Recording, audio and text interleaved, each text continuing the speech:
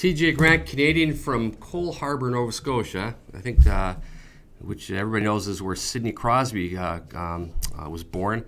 Pulls off a really, really stunning victory against Gray Maynard, who looked like crap when he fought, who was it, Guido.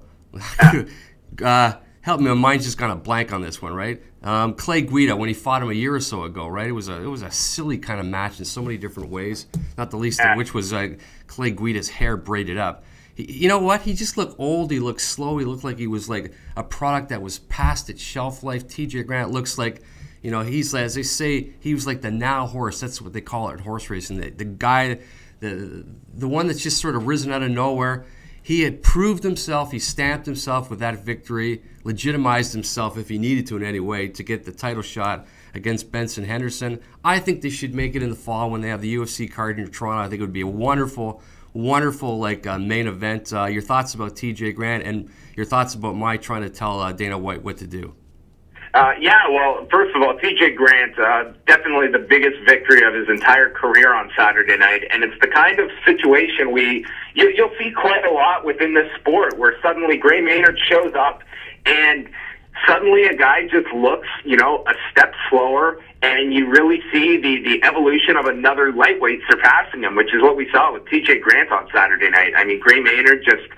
he came out and did connect with a handful of shots, which Grant just completely ate, and then came back with those combinations, and it just felt that TJ Grant was at another level. I mean, this guy, since cutting down to lightweight, he's now 5-0 within the division, completely deserving of the title shot, in my opinion, after Saturday night, because Gray Maynard, a very, very tough lightweight, who has challenged for the title numerous times in the past, and I really like the Toronto idea. I think that the biggest handicap here is that Benson Henderson, TJ Grant is going to have a real hard time headlining a pay-per-view. So I think putting them in Toronto with a strong co-feature, it'll get a lot of media attention on TJ Grant, and he'll be in the position to really sell himself and the fight.